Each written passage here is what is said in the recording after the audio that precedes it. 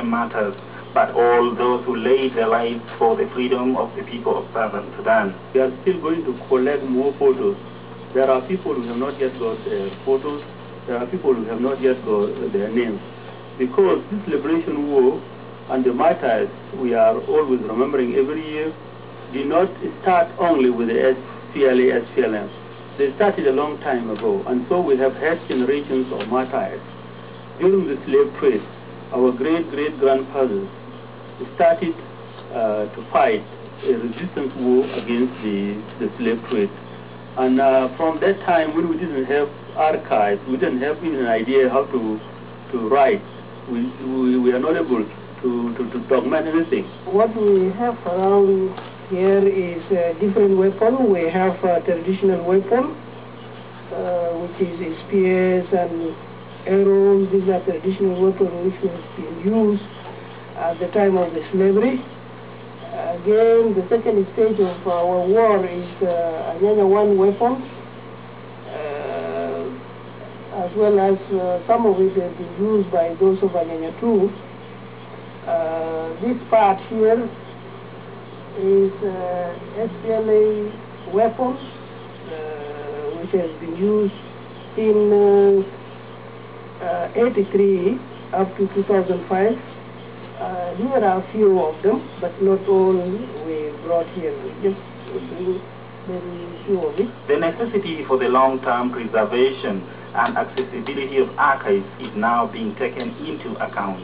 And they must be careful to remember for the coming generation to come, and when they come, they will see that our ancestors have been using this, and that's why they brought this independence. Majority of the people in Southern Sudan believe that the late Dr. John Garang and all the martyrs are not dead, but that they continue to live in the comprehensive peace agreement. Everything has got a price. They didn't die. Of course, without sacrifice, let us see Jesus Christ. If not, was not his crucifixions, we couldn't worship him today.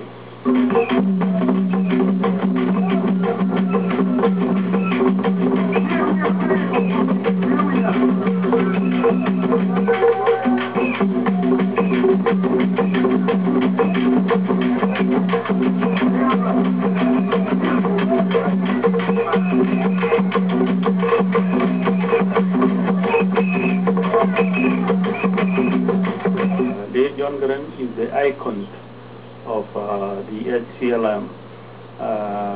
We started with the time he was just a young man like any of the youth before even he participated in the Anyanya 1 war, because late Garang was a soldier in Anyanya 1 as well as he became a soldier and the commander-in-chief of the SPLA and the chairman of SPLM during the 1983 to 2005 when the CPA was signed. So we have the personal items. You can see late Garang as a young man in the first photo where he's wearing the red shirt and smiling. Then he was by then enjoying the normal life the youth enjoy in South Sudan. Then you see also the young couples of Amaburatim, John Garang himself, as well as his wife, Madame Nyande, when they newly got married and they were young couples. It is that now we can connect how this family became instrumental in heading a liberation movement like SPLM. And it is important that the children of our children will contribute to the freedom of people of South Sudan. We will also have his personal items. And the four personal items, we can see the manifesto of 1983, the first manifesto of the SPLM, then when it was newly formed. And we have put it there in the archives because it is going to signal the start of the movement that brought CPA, and all the principles, objectives, and values of the movement were spelled out in that document. It is followed also by other documents like the manifesto, the new manifesto of 2008 when it was written again after the CPA, and we have also the constitution of the SPLM as a party. As we move on, the gap when Comrade Garang, the chairman of SPLM, former chairman of SPLM, was in Anyanyawan, we don't have those photos here. It is also what we need to feel, such that the full circuit of this great man is fulfilled. We have put also the items he used when he was alive, like his cuff, the clothes he used to wear. We are putting them there because they are a reminder of those days when late Garang was actively managing the SPLM and directing the war. You can see also the late hero in leading military uniforms, leading battalions, talking to recruits until the time actually he died. You can see where he's wearing that beautiful necktie. That was the last time they was seen in that civilian uniform. And so all the things, his personal belongings, the watches he used to wear, and the clothes he used to wear, and the remaining piece of clothes are the things which are a reminder to a place where this great hero has passed. And so it's going to go down into our archives, into our history, and to be taught to the next generation. This is an inspiring moment when we have a person who was just an ordinary person. You can see him there when he's wearing that. You see him, he's not the same when you see him wearing those military uniforms. By then, he was not a fighting man. He was not in a fighting mood. In that combat dress, he's now in the liberation and fighting mood to liberate his people. These are the things our children will learn from this archive, and it is important that they will be documented in the books of history so that our children are inspired and they know that this freedom cost life. Is not just only getting it and becoming a minister or becoming a medical doctor or a farmer, but we have paid very, very, very precious lives to get this freedom. I salute these three heroes and martyrs as a reminder that they did not die in vain. They have brought this peace, and the legacy and spirit of our struggle will always guide us and future generations to come toward a better and ever better Sudan. First of all, I feel very proud of them. I feel very proud. They are part and portion of the products of the really people who brought the CPA. Sudan has two distinct major cultures, Arab and Black African, with hundreds of ethnic and tribal divisions and language groups. But during the war, a lot of cultural practices were lost. In traditional Sudanese societies, people used things like spears, bows and arrows for wars, but later in life, with the coming of Europeans, guns began to be used. Those traditional artifacts, those are actually signaling an ordinary life of the Southern Sudanese before the coming of invaders. When people have to go to the well, they use certain like pots and also containers for storage of their food items and cooking utensils. And you could see spears that they were using for hunting. So there was nothing wrong with their life. They didn't have any problem, they were not worried. But they were just leading a normal life where they could dance, they could sing songs, compose songs, and marry, and carry on with cultural values without interruption. But when the invaders first came, these people, as I mentioned before, this generation of Gurmunde, Mariantis, and the rest, used those spears to fight the invaders.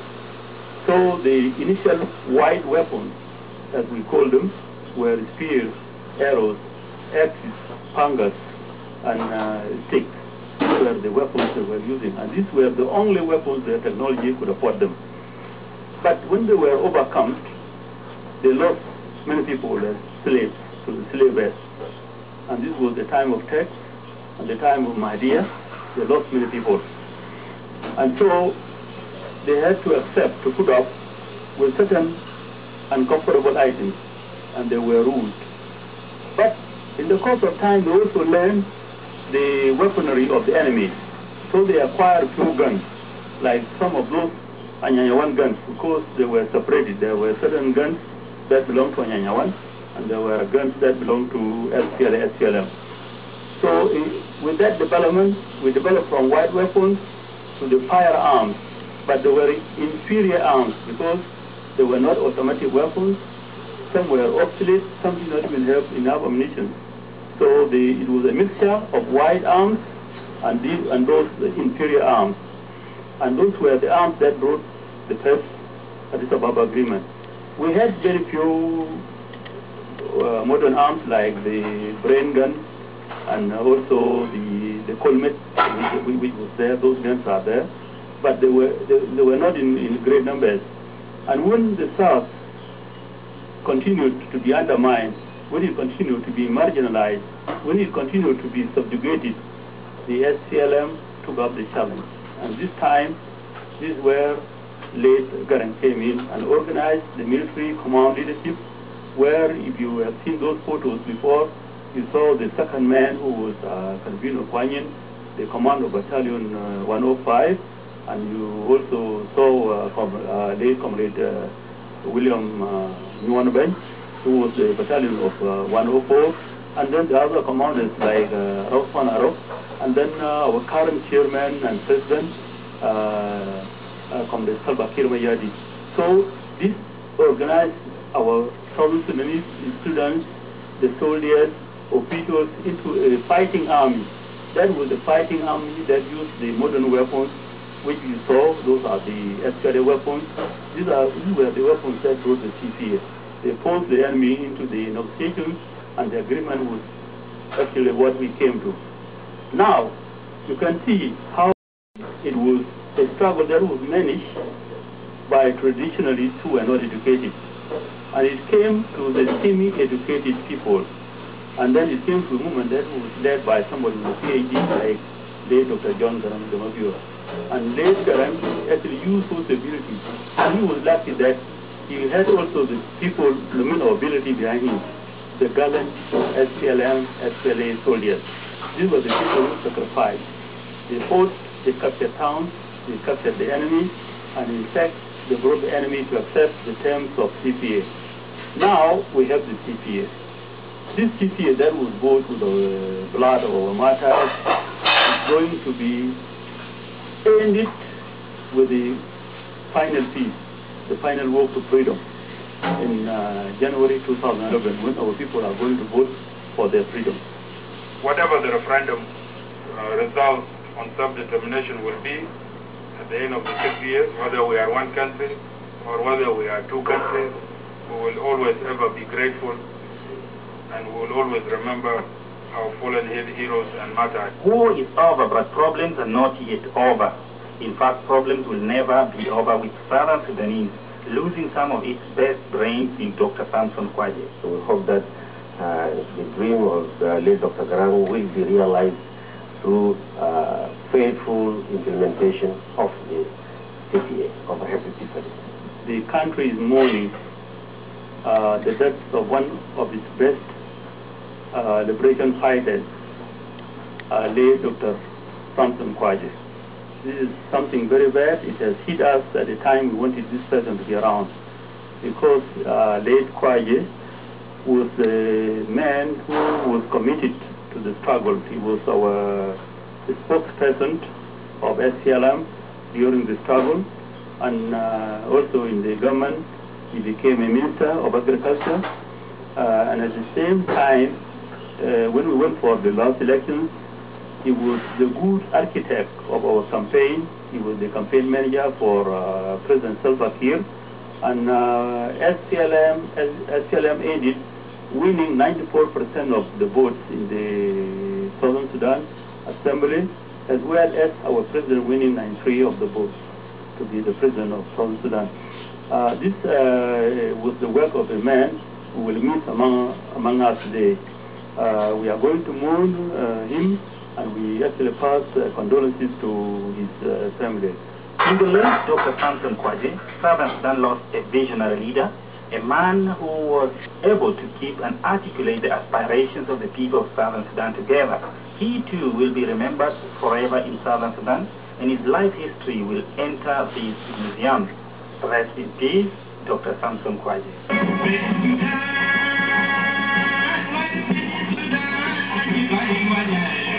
Thank you.